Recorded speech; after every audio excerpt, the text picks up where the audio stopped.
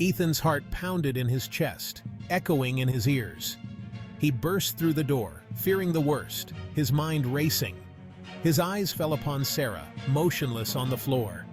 She lay in a pool of crimson, still and lifeless. Panic choked him, paralyzing his thoughts. He rushed to her side, desperate to help, his hands trembling. Her skin was cold, her breath shallow and weak. He fumbled for his phone, dialing for help with shaking fingers. Sirens wailed in the distance, growing closer with every second. The flashing blue and red lights painted the room in a dizzying spectacle of chaos. Ethan stood back, his clothes stained with Sarah's blood, feeling helpless. The accusing eyes of the officers met his, filled with suspicion. Their faces were grim, their words like ice cutting through the air. Ethan Miller, you are under arrest for the attempted murder of Sarah Jenkins. The cold steel bars of the holding cell mocked Ethan's innocence. He could feel the chills seeping into his bones, a constant reminder of the harsh reality he was trapped in. He was a prisoner in a nightmare, a waking horror that seemed to have no end. Every second in that cell felt like an eternity. His mind raced, trying to make sense of the impossible. The evidence was damning. It painted a picture of guilt that was hard to refute. His fingerprints on the knife, a piece of evidence that seemed irrefutable. His history of arguments with Sarah, their heated exchanges now twisted into a motive for murder. His presence at the scene, a coincidence that now seemed damning. It was a web of circumstantial evidence expertly woven to ensnare him. Each thread of the web seemed to tighten around him, leaving no room for escape. Ethan proclaimed his innocence, his voice hoarse with desperation. He shouted until his throat was raw, but it was as if he was invisible. But his pleas fell on deaf ears. The people who should have listened, who should have cared, turned away with indifference. The police were convinced of his guilt. They saw what they wanted to see, a narrative that fit their expectations. He was a monster in their eyes, a villain who had committed an unforgivable crime. Hope seemed to drain away with each passing hour. The relentless ticking of the clock was a cruel reminder of the time slipping away. He was alone, facing a future shrouded in darkness. The isolation was suffocating, the silence deafening. His only solace was the memory of Sarah, the moments they had shared before everything went wrong. Her smile a beacon in his despair. It was a small light in the overwhelming darkness, a reminder of better times and a glimmer of hope that maybe, just maybe, the truth would come to light. Jake, Ethan's oldest friend, refused to believe the accusations. He knew Ethan, knew his capacity for love, for loyalty. This was a mistake, a terrible misunderstanding. Jake visited Ethan in jail, his eyes filled with concern. "I believe you," he said, his voice firm. "We'll find out what happened. We'll clear your name." Ethan clung to Jake's words like a lifeline. He needed someone on his side, someone who would fight for him. With renewed determination, they vowed to uncover the truth. The investigation began. Jake delved into Sarah's past, searching for any clue, any detail that could shed light on the events of that night. He refused to let his friend face this nightmare alone. Section 4. Shadows of the Past. In the heart of the city, where the lights barely touched the ground, shadows whispered secrets of a time long forgotten.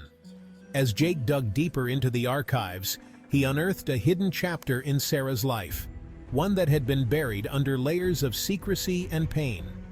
A past she had kept secret, even from Ethan, her closest confidant. The weight of her hidden history was a burden she carried alone. It was a story of a dangerous love, a possessive man named Lucas Hale. Their relationship was a tumultuous storm, filled with passion and peril.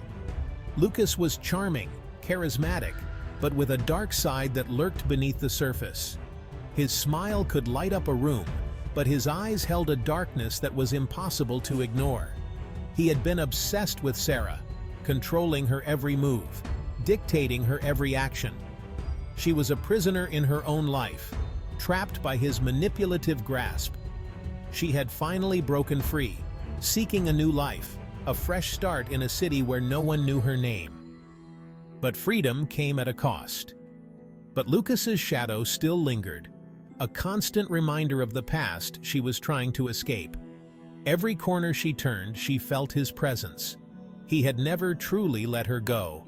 His obsession knew no bounds, and he watched her from afar, always waiting, always lurking. Jake discovered a series of threatening messages, phone calls, and encounters that Sarah had endured in the months leading up to the attack. Each message was a piece of the puzzle, revealing the depth of Lucas's obsession. The pieces of the puzzle began to fall into place. The more Jake uncovered, the clearer the picture became. It was a web of deceit and danger. Ethan was not the monster. He was a victim, just like Sarah, caught in the crossfire of Lucas's twisted game. There was another player in this twisted game, one who had been pulling the strings from the shadows. A puppet master orchestrating chaos, hidden in the darkness, waiting for the perfect moment to strike. Section 5. The Puppet Master. In the shadows of society, there are those who pull the strings, manipulating lives with a sinister precision.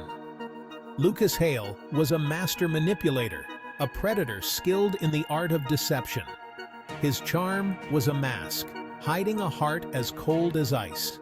He could twist the truth and bend reality to his will, leaving his victims ensnared in a web of lies. He had used Sarah's fear against her, isolating her from her loved ones. Her once vibrant spirit was now a shadow, her laughter replaced by tears. Lucas thrived on her vulnerability, feeding off her despair. He had wanted her back, under his control. To him, Sarah was not a person but a possession, a puppet to be manipulated. His obsession knew no bounds, and he would stop at nothing to reclaim what he believed was his. When she had refused his advances, he had snapped. His anger was a storm, violent and unpredictable. Objects shattered, and his voice echoed with a fury that sent shivers down her spine. The attack had been a message, a brutal reminder of his power. The broken glass on the floor was a testament to his rage, a symbol of his unyielding control. Sarah's world was shattered, her safety an illusion. He had framed Ethan, knowing that the evidence would point to him. Lucas's cunning knew no limits. He had orchestrated a plan so devious that it left Ethan bewildered and defenseless. The courtroom was a battleground, and Ethan was losing. Jake uncovered Lucas's true nature, a narcissist, incapable of accepting rejection, a man driven by a twisted sense of possession. The detective's relentless pursuit of the truth revealed the darkness within Lucas, a darkness that thrived on control and manipulation. He was a dangerous enemy, one who would stop at nothing to get what he wanted. The clock was ticking, and every second brought them closer to a confrontation that could change everything. The tension was palpable, a silent countdown to an inevitable clash. Ethan's trial was fast approaching. The stakes were high and the outcome uncertain. The gavel's strike would determine more than just a verdict. It would decide the fate of those ensnared in Lucas's web. They needed to expose Lucas, to reveal his true face to the world before it was too late. The group, united by a common goal, worked tirelessly to uncover the evidence that would bring Lucas to justice. Their determination was unwavering, their resolve unbreakable. The truth had to be revealed, and time was running out. Section 6. Unmasking the Enemy. Ethan and Jake knew they had to tread carefully. Lucas was cunning and resourceful. They needed irrefutable proof, something that would shatter his carefully constructed facade. Their opportunity arose unexpectedly. Lucas, blinded by his arrogance, contacted Sarah in the hospital. He threatened her, demanding she retract her statement to the police. But Sarah was no longer the frightened woman she once was.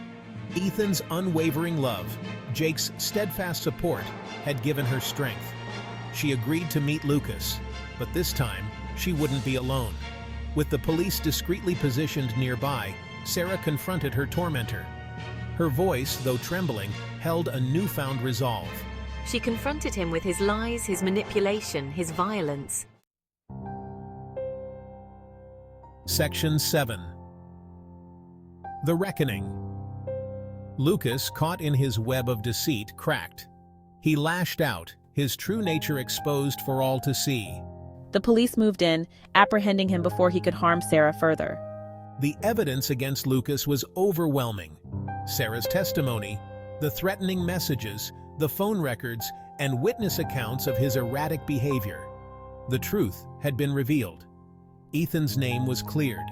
He walked out of the courtroom a free man, his heart filled with a mixture of relief, anger, and gratitude. He had been through hell and back, but he had survived. The nightmare was finally over.